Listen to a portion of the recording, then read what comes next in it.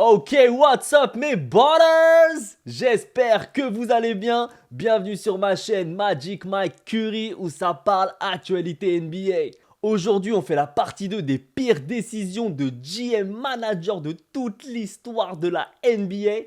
Et je pense que celle-ci, c'est peut-être la pire. Je parle bien évidemment du trade de Shai Gilgeous-Alexander envoyé des Clippers vers OKC avec des millions et des millions de picks pour Paul George. C'est parti. Mais oublie pas de t'abonner avant, frérot. Allez, c'est parti. En 2019, les Los Angeles Clippers et le Oklahoma City Thunder ont conclu un échange retentissant. Shai Gilgeous-Alexander a été envoyé à OKC, accompagné de Danilo Gallinari et d'une montagne de choix de draft en échange de Paul George. L'objectif côté Clippers, attirer également Kawhi Leonard dans la foulée et bâtir une équipe championne. 6 ans plus tard, en 2025, l'heure du bilan a sonné. Dans cette vidéo, on va faire un état des lieux de chaque franchise cette saison. Où en sont les Clippers et le Thunder?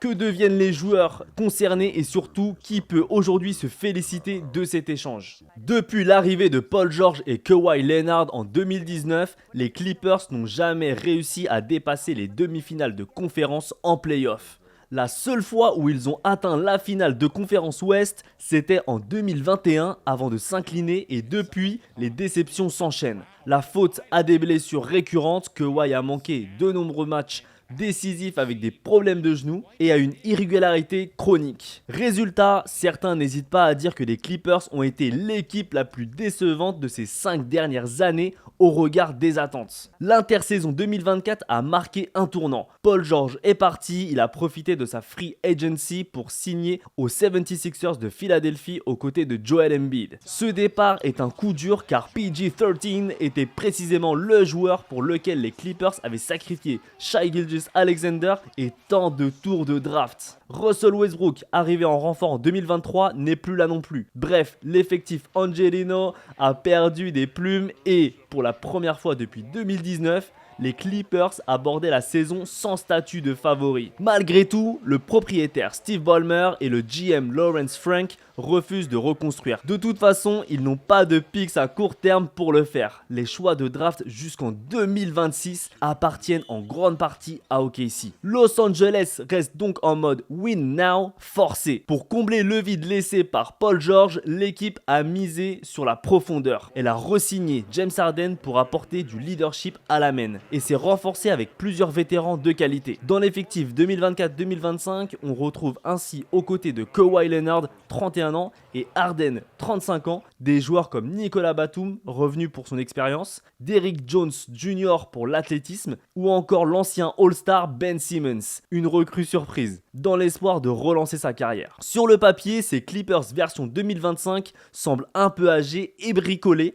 mais pas complètement dépourvus de talent. En termes de performance cette saison, les Clippers ont connu des hauts et des bas. Actuellement, leur bilan tourne autour de 40 victoires pour 30 défaites, ce qui les place vers la 7ème place de la conférence Ouest. Après un début d'exercice poussif, ils ont retrouvé des couleurs avec une belle série de victoires en mars. 7 victoires sur 8 matchs à un moment donné. Offensivement, quand Kawhi Leonard et James Harden sont tous les deux sur le parquet, l'équipe affiche un net rating de plus 11, donc différence de points pour 100 possessions. Preuve que le duo fonctionne bien quand il est en forme. Kawhi Leonard, parlons-en. Il reste le leader de l'équipe. S'il a perdu un peu de sa superbe athlétique avec l'âge et les blessures, il tourne encore autour de 23-25 points par match en 2024-2025 et reste l'un des meilleurs défenseurs sur l'aile quand sa santé le permet. James Harden, lui, n'est plus le scoreur qu'il était à Houston, mais il s'est mué en chef d'orchestre. Il distribue presque 9 passes décisives par match cette saison. Meilleur total de l'équipe. Ce duo improbable, on les imagine mal il y a quelques années jouer ensemble aux Clippers, doit porter la franchise. Derrière eux, on a quelques surprises. Savez-vous qui est le meilleur marqueur des Clippers cette saison? Ni Kawhi, ni Harden, c'est Norman Powell, l'arrière 6e homme souvent incandescent en sortie de banc, affiche environ 23 points de moyenne, profitant, il est vrai, des absences de Leonard sur certaines périodes. Ce n'est pas forcément une bonne nouvelle en soi, ça montre aussi les soucis de disponibilité des stars, mais la production de Powell est à souligner. À l'intérieur, le pivot Ivica Zubac fait sa meilleure saison au rebond avec plus de 12 rebonds par match. Une présence solide dans la peinture. Malgré tout, collectivement, les Clippers restent relativement moyens, environ 112 points marqués par match seulement, autour de la 20e place NBA offensivement, et une défense qui n'est plus élite, autour du 15e rang en points encaissés. Leur marge de progression est limitée et ils le savent. En résumé, les Clippers de 2025 sont une équipe en fin de cycle, toujours à la poursuite de ce titre qui leur échappe. Ils inaugurent certes leur nouvelle salle ultra moderne, l'Intuit Dome, mais l'engouement des débuts a laissé place à l'incertitude. Plus de Shai, plus de PG-13, pas de bague au doigt, la pression est énorme sur Kawhi, Harden et compagnie pour sauver ce qui peut l'être. Mais ironie du sort, pendant qu'ils bataillent dans le milieu de tableau à l'ouest, l'équipe qui a récupéré SGA joue elle les premiers rôles. Justement, passons à OKC. Le Thunder d'Oklahoma City en 2019 a fait le choix de la reconstruction en échangeant Paul George. Et quelle reconstruction! Aujourd'hui, en mars 2025, OKC affiche le meilleur bilan de la NBA avec 58 victoires pour seulement 12 défaites. Le Thunder a déjà sécurisé la première place de la conférence Ouest plus d'un mois avant les playoffs. C'est même tout simplement l'une des équipes les plus dominantes de la ligue grâce à un mélange détonnant de jeunesse et de talent. Fun fact, c'est la deuxième équipe la plus jeune de l'histoire à décrocher la tête de conférence, juste derrière le Thunder de l'an dernier. Autrement dit, cette équipe est en avance sur tous les tableaux. Au cœur de ce succès, un nom brille, Shai Gilgeous-Alexander. L'arrière canadien, aujourd'hui âgé de 26 ans, est devenu le franchise player dont rêvait OKC. Saison après saison, il a élevé son niveau de jeu. Déjà All-Star en 2023, il a explosé l'an dernier au point de finir deuxième du vote MVP 2024, juste derrière Nikola Jokic selon certains observateurs. Et cette année, Shai est carrément dans la course au MVP avec des performances XXL soir après soir. Il pointe à 33 points de moyenne, meilleur marqueur de la NBA, accompagné de 5 rebonds et 6,3 passes. Il enchaîne les cartons avec une facilité déconcertante. Il a, tenez-vous bien, 62 matchs de suite à 20 points ou plus au compteur. Sur 2 soirées consécutives récemment, Shai a claqué 48 points à Détroit, puis 31 points à Milwaukee. Ce mélange de constance et d'explosivité fait de lui l'un des tout meilleurs arrières de la planète basket en 2025. Même Doc Rivers, qu'il avait coaché lors de son année rookie aux Clippers, n'en revient pas. Je cite, « On savait qu'il serait très bon, je pensais qu'il deviendrait une star, mais à ce niveau-là, honnêtement, personne ne pouvait prédire qu'il serait aussi spécial », a avoué Rivers récemment. En clair, SGA a dépassé toutes les attentes. OKC a mis la main sur un véritable franchise player, peut-être un futur MVP en récupérant SGA. Autour de Shai, le Thunder a intelligemment utilisé les nombreux choix de draft obtenus dans l'échange. Un exemple frappant, avec le pick 2022 des Clippers,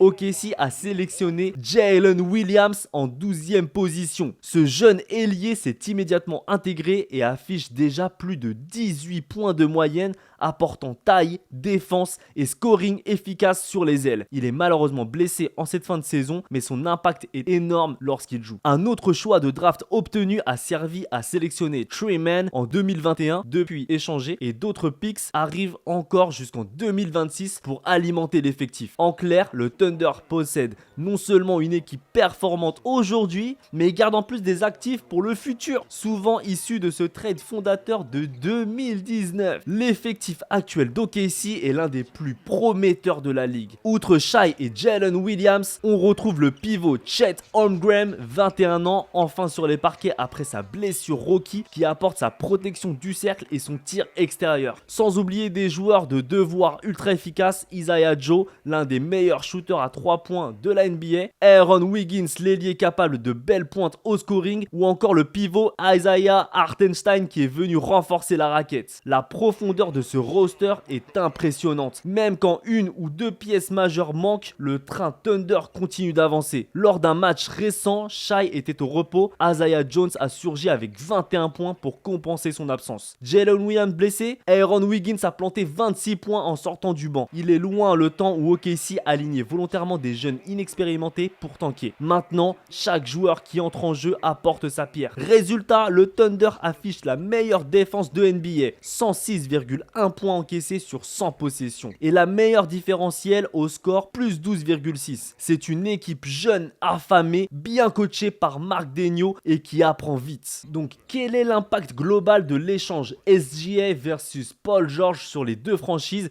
et qui en sort gagnant aujourd'hui en 2025? Du côté des Clippers, l'échange a été synonyme de all-in immédiat. En accueillant Paul George et donc Kawhi, Los Angeles s'est donné 3-4 ans pour gagner un titre. Il s'en est fallu de peu en 2021, mais la malchance et les contre-performances ont empêché l'équipe d'atteindre les finales NBA. Ok, maintenant je vais vous donner mon analyse sur le trade SGA contre Paul George.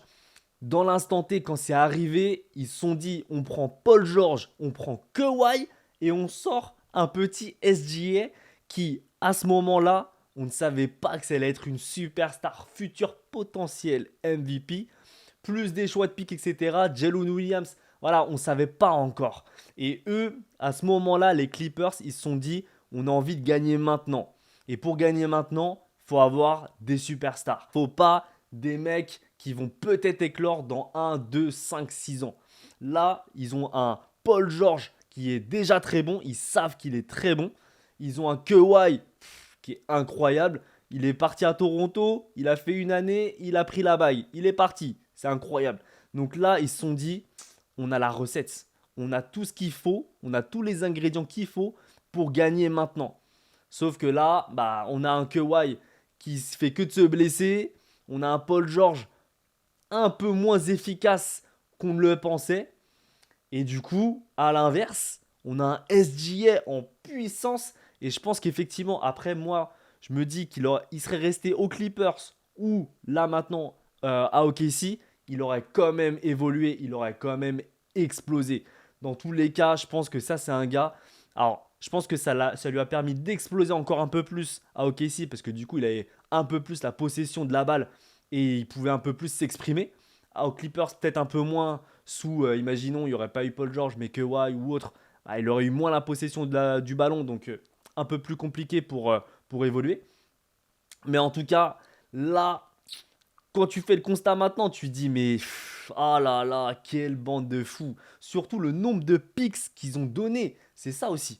Parce qu'en fait, on se concentre sur SGA, mais on oublie aussi qu'ils ont donné je sais plus combien de picks qui au final, en fait, ils se sont tirés. En fait, c'est un kit ou double. C'est pas ils se sont tirés une balle dans le pied, mais c'est un kit ou double en se disant on donne tout notre avenir et on joue maintenant la bague. Et eux, ils se sont dit, je pense que c'était un peu ça. Kawhi, il lui reste encore quelques années. Si on prend Paul George, il lui reste encore quelques années à leur prime. Après, ça va être le déclin. Mais en tout cas, ils se sont dit, sur les 2-3 ans, on veut au moins une bague. Ou deux. Et c'était réalisable. Vraiment, avec l'effectif qu'ils avaient, ils pouvaient taper une bague, les gars.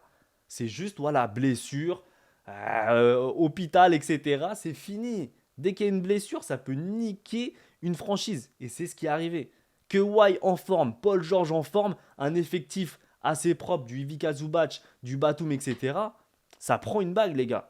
Sauf que là, du coup, ça a tout explosé.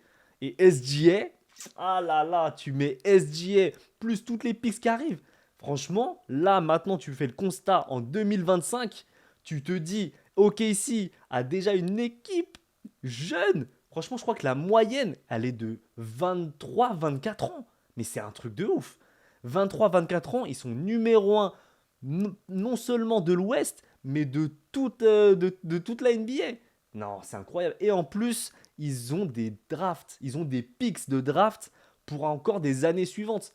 Donc soit ils peuvent se dire, on prend les picks et comme ça en plus, les années suivantes, on aura encore des talents. Ou on choisit aussi de se dire, on a un gros effectif là et on prend encore des mecs en plus. Allez hop, on prend une petite superstar. Ils peuvent se le permettre. Pour moi, je pense que là, OKC, ils sont très malins. Ils ont l'effectif jeune. Donc franchement, ils ont le beurre et l'argent du beurre, les gars. Ils ont le beurre et l'argent du beurre. Et le ham-ham de la crémière aussi. Vraiment. Donc franchement, ok, ici, c'est à la fois le présent et l'avenir. C'est incroyable. Donc franchement, là, quand tu vois ça, je pense que clairement, c'est peut-être la pire décision maintenant, en tout cas, qui s'est passée de toute l'histoire. Mais vraiment, dites-moi en commentaire quel est le pire, encore pire que celui-ci. Mais pour moi, je pense que c'est le pire. Là maintenant, tu fais le constat, il est édifiant. C'est horrible. C'est horrible pour les Clippers. Voilà, c'est la fin de la vidéo. J'espère que tu t'es régalé. N'hésite pas à mettre en commentaire pour toi quelle est la pire décision. Si c'est celle-ci, bah n'hésite pas à me dire. Si c'est pas celle-ci, n'hésite pas à me dire laquelle tu choisirais toi. N'oublie pas aussi de t'abonner. Vraiment, c'est très important pour moi, pour le développement de ma chaîne. N'oublie pas aussi d'activer la cloche. Je sors des vidéos tous les 2 jours. Je te dis à très bientôt. N'oublie pas que tu es le meilleur. Ciao mes borders!